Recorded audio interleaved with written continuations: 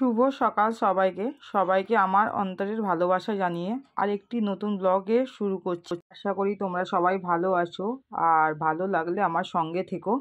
আর আমরা পৌঁছে গেছি তারাপীঠ থেকে শান্তিনিকেতন। আর আমরা এখানে আজকে যেখানে থাকবো তার সামনেই এসে পৌঁছে গেছি। এটা হচ্ছে ভারত সেবাশ্রমের আশ্রম। আমরা টোটোয় করে এসছি, ভাড়া নিয়েছে 100 টাকা। আর আমরা সঙ্গের সামনে পৌঁছে গেছি। আর দেখো আমার বোনের মেয়েটি এত বড় জায়গা পেয়ে খুব আনন্দতে আছে। এই যে দেখছো পুরো গ্রাউন্ডটা বিশাল বড় এলাকা নিয়েই ভারত সেবাশ্রম।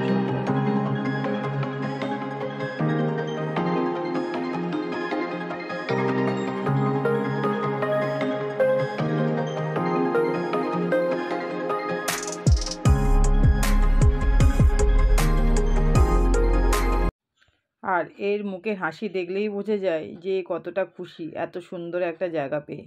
আর এখানকার পরিবেশ মনোমুগ্ধকর। একবার যে আসবে তার মন ভরে যাবে এই পরিবেশে। দেখো দূরে ছোট ছোট বাচ্চারা নিজেদের কাজ করছে, স্নান করছে, কাপড় জামা কাচছে। এরা এইখানে হোস্টেলেতেই থাকে। আর আমি আমার বারান্দার ব্যালকনি থেকে দেখাচ্ছি এই যে এত সুন্দর মনোরম দৃশ্য।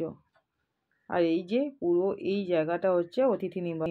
এখানে প্রায় 150টার মতো রুম আছে। দেখো কত সুন্দর পরিচ্ছন্ন রুম, দেখেই মন ভরে গেল। আর আমি আগেই ব্যালকনিতে চলে গেলাম বাইরেটা দেখার জন্য। আর সঙ্গে আমরা রেডি হয়ে সঙ্গেই বেরিয়ে পড়েছিলাম আজকে সাইট সিন করবো বলে। আমার সেকেন্ড টাইম আমি এখানে এসছি, কিন্তু আমার বোনেরা এসছে ফার্স্ট টাইম, তাই জন্য আরেকটু সাইট সিনটা বেশি করেই দরকারি ছিল। দেখো আমরা এসে গেছি সৃজনী শিল্পগ্রাম। এইখানে এলে একটা অন্যরকম অনুভূতি হয়। এত সুন্দর করে সাজানো, কাঠ মাটি রং দিয়ে সুন্দর শিল্প তৈরি করে এখানে সাজানো আছে দুদিকটা। এত সুন্দর দেখতে লাগছে। এগুলো হচ্ছে গামছা দিয়ে কেটে কেটে করা, আর তার সঙ্গে সুন্দর আলপনা দেওয়া। আর এগুলো হচ্ছে মুখোশ, এক একটা জায়গার ট্রেডিশন এখানে তুলে দেওয়া হয়েছে। আগে পাবে না এইরকম এখনই আছে। আর শান্তিনিকেতন তো মানেই বাউলের দেশ, রবি ঠাকুরের দেশ। এখানে তো বাউল আর থাকবেই। এটা কি বল আরেকবার? Water lily. আর তোমরা কিন্তু কমেন্ট করে জানিও অনেকে বলছে পদ্ম। এটা পদ্ম কোথায় আর এটা কোথায়? Water lily. আর এত সুন্দর গাঁদা ফুলগুলো ফুটেছে এখানে যে দেখে মানে চোখ সরানো যাচ্ছে না। আর তারপরেই আমরা চলে গেছিলাম সোনাঝুরির হাট। আমাদের মেন এবং উদ্দেশ্য ছিল সোনাঝুরির হাটেতে অনেকটা সময় কাটানো। প্রায় 1টা নাগাদ আমরা সোনাঝুরির হাটে ঢুকেছিলাম দুপুর। তো দেখছিলাম ছেলের পাঞ্জাবি নেব বলে আরও অনেক কিছু কেনাকাটা করার ছিল। আমরা এত বড় হাট ঘুরে দেখে শেষ করতে পারিনি। আর এখানে শাড়ি দেখছিলাম আমার বোন কাঁথা স্টিচের। এই শাড়িগুলো মোটামুটি ছিল, খুব একটা ভালো লাগছিল না আমার দেখতে, কিন্তু ভালো লাগছে। তোমাদের কেমন লাগছে জানিও। এটা সুতির ওপরে কাঁথা স্টিচে। ওই হলো বডিতে কতটা কাজ আছে দেখছে।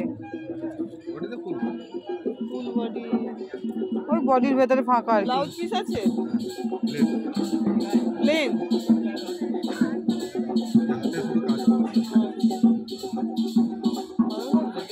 কেমন রাবড়ি দই? কি এটা? রাবড়ি দই কেমন লাগছে? খুব ভালো। আর দেখো কত ধরনের জিনিস নিয়ে বসে আছে। আমাদের তো অনেক কিছু কেনাকাটা করার ইচ্ছা ছিল, কিন্তু সেরকমভাবে কিছুই কেনাকাটা করে উঠতে পারিনি।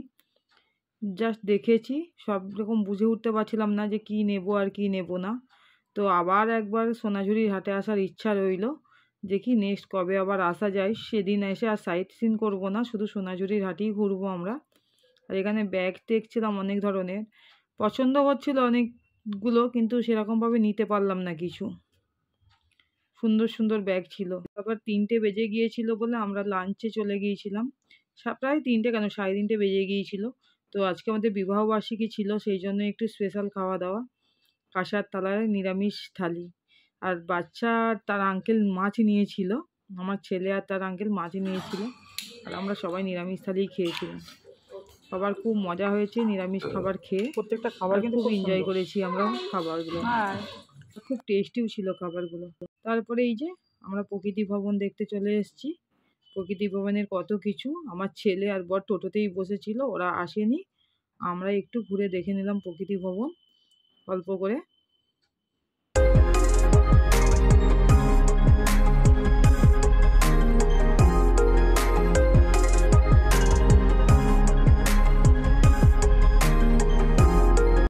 তারপরে এই যে বড় বুদ্ধ মূর্তি, আমরা টোটো থেকে কেউ নামলামও না, শুধু জাস্ট ছবি করেছি আর একটু ভিডিও। তারপরে সুরুল রাজবাড়ি, প্রায় সন্ধ্যের মুখ হয়ে গিয়েছিল সুরুল রাজবাড়ি পৌঁছতে। আর এই সুরুল রাজবাড়ি পৌঁছানোর পরেই আমরা মানে বাড়ি যাওয়ার জন্য প্রস্তুতি নিচ্ছিলাম। কোথাও কিছু দেখার ইচ্ছা করছিল না, তো আমরা রাস্তা থেকে একটু সিঙ্গাড়া কিনে নিয়ে পৌঁছে গিয়েছিলাম।